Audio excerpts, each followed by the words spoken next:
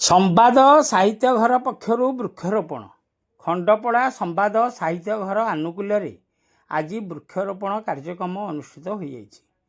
ଆଜି ପୂର୍ବାହ୍ନରେ ଖଣ୍ଡପଡ଼ା ସମ୍ବାଦ ସାହିତ୍ୟ ଘର ସଂଯୋଜକ ଜିତେନ୍ଦ୍ର କୁମାର ସାହୁଙ୍କ ସଂଯୋଜନାରେ ସହରାଞ୍ଚଳ ନିକଟସ୍ଥ କୁସୁମୀ ନଦୀପଠାରେ ଏହି କାର୍ଯ୍ୟକ୍ରମ ଅନୁଷ୍ଠିତ ହୋଇଥିବା ବେଳେ ବିଭିନ୍ନ କିସମର ଗଛ ଲଗାଯାଇଥିଲା। ଖଣ୍ଡପଡ଼ା ସମ୍ବାଦ ସାହିତ୍ୟ ଘର ସମ୍ପାଦକ କାଶୀନାଥ ବେହେରାଙ୍କ ତତ୍ତ୍ୱାବଧାନରେ ଆୟୋଜିତ ଏହି କାର୍ଯ୍ୟକ୍ରମରେ ରେଞ୍ଜର ଦିଲ୍ଲୀପ ପଟ୍ଟନାୟକ, ପୂର୍ବତନ ଜିଲ୍ଲା ପରିଷଦ ସଦସ୍ୟ ରମାକାନ୍ତ ସେଠୀ, ନଗର କଂଗ୍ରେସ ସଭାପତି ସନ୍ତୋଷ କୁମାର ସାହୁ, ସମାଜସେବୀ ସମରେନ୍ଦ୍ର ବାରିକ, ସୁପ୍ରିୟା ଦାସ ଓ ସ୍ଥାନୀୟ ବନପାଳ ବବୁଲ ସାହୁ ପ୍ରମୁଖ ଅତିଥି ଭାବେ ଯୋଗଦେବା ସହିତ ଚାରାରୋପଣ କରିଥିଲେ। ସ୍ଥାନୀୟ ବନ କର୍ମଚାରୀମାନେ ଏଥିରେ ସକ୍ରିୟ ସହଯୋଗ କରିଥିବା ଦେଖିବାକୁ ମିଳିଥିଲା। ସୂଚନାଯୋଗ୍ୟ, ପ୍ରତିବର୍ଷ ସମ୍ବାଦ ସାହିତ୍ୟ ଘର ପକ୍ଷରୁ ଖଣ୍ଡପଡ଼ା ନିର୍ବାଚନ ମଣ୍ଡଳୀର ବିଭିନ୍ନ ସ୍ଥାନରେ ଏହିଭଳି ବୃକ୍ଷରୋପଣ କାର୍ଯ୍ୟକ୍ରମ ଅନୁଷ୍ଠିତ ହୋଇଆସୁଅଛି। ଖଣ୍ଡପଡ଼ାରୁ ସନ୍ତୋଷ କୁମାର ସାହୁଙ୍କ ରିପୋର୍ଟ, ଖଣ୍ଡପଡ଼ା ଖବର। 77ତମ ବନ ମହୋତ୍ସବ ଉପଲକ୍ଷେ ଆଜି ସମ୍ବାଦ ସାହିତ୍ୟ ତରଫରୁ ଆମେ ଏଠି ଗୋଟେ ବନ ମହୋତ୍ସବ କାର୍ଯ୍ୟକ୍ରମ କଲୁ, କିଛି ବନୀକରଣ କଲୁ। ସେଥିରେ ଆମର ବିଭିନ୍ନ ପଦାଧିକାରୀମାନେ ଥିଲେ।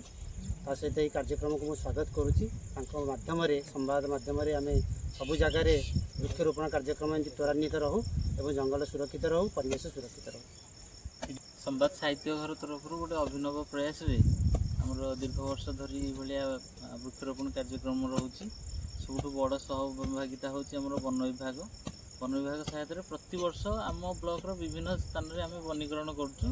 ଚଳିତ ବର୍ଷ ମଧ୍ୟ ସହର ଉପକଣ୍ଠରେ ବନ ବିଭାଗ ସହାୟତାରେ ଆମେ ବୃକ୍ଷରୋପଣ କରିଛୁ। ଏଥିରେ ଆମର ସହଯୋଗିତା ଦେଇଛନ୍ତି ରେଞ୍ଜର ସାର୍, ଆମର ବନପାଳ, ସ୍ଥାନୀୟ ବନପାଳ ଏବଂ କର୍ମଚାରୀ। ତା ସହିତ ଆମର ପୂର୍ବତନ ଜିଲ୍ଲା ପରିଷଦ ସଦସ୍ୟ ରମାକାନ୍ତ ସେଠୀ, ଆମର ସମାଜସେବୀ ସୁପ୍ରିୟା ଦାସ, ଆମ ସାହିତ୍ୟ ଘରର ପୃଷ୍ଠପୋଷକ ତଥା ସମ୍ପାଦକ କାଶୀନାଥ ଦାସ ମଧ୍ୟ ସକ୍ରିୟ ସହଯୋଗ କରିଛନ୍ତି ଏବଂ ନଗର କଂଗ୍ରେସ ସଭାପତି ସନ୍ତୋଷ କୁମାର ସାହୁ ଏବଂ ଆମର ଟୁନା ଭାଇ ମଧ୍ୟ ସହଯୋଗ କରିଛନ୍ତି। ଏଥିପାଇଁ ସମ୍ବାଦ ପରିବାର ତରଫରୁ ଏବଂ ସାହିତ୍ୟ ଘର ତରଫରୁ ଅଶେଷ କୃତଜ୍ଞତା ଜଣାଉଛି। ଆଜି 77ତମ ଯେଉଁ ବନ ମହୋତ୍ସବ ଚାଲିଛି ରାଜ୍ୟ ସରକାର ତରଫରୁ, ଏଥିରେ ମୁଖ୍ୟ ଭୂମିକା ସମ୍ବାଦ ସାହିତ୍ୟ ଘର ତା'ର ନିର୍ବାହ କରିଛି କାର୍ଯ୍ୟ। ଏବଂ ଏଥିରେ ଖଣ୍ଡପଡ଼ା ବନ ବିଭାଗ ତରଫରୁ ରେଞ୍ଜର ସାର୍ ଏବଂ ଫରେଷ୍ଟ ଏବଂ ଗାର୍ଡ଼ର ସମସ୍ତ ସହକର୍ମୀମାନେ ସହଯୋଗ କରିଛନ୍ତି। ଆଜି ପରିବେଶ ଯେଉଁଭଳି ଭାବରେ ସନ୍ତୁଳିତ ହୋଇଛି ତାହାକୁ ସୁରକ୍ଷା ଦେବା ପାଇଁ, ଏ ଜନସମାଜକୁ ସୁରକ୍ଷିତ ଭାବରେ ରଖିବା ପାଇଁ ଏହା ନିଶ୍ଚିତ ଭାବରେ ସମ୍ବାଦ ଓ ସାହିତ୍ୟ ଘରକୁ ସାଧୁବାଦ ଦେବି। ତାଙ୍କର ଏହି ପ୍ରଚାର ପ୍ରସାର ମାଧ୍ୟମରେ ଜନସାଧାରଣଙ୍କୁ ସଚେତନ କରନ୍ତୁ ଏବଂ ପରିବେଶକୁ ରକ୍ଷା କରନ୍ତୁ।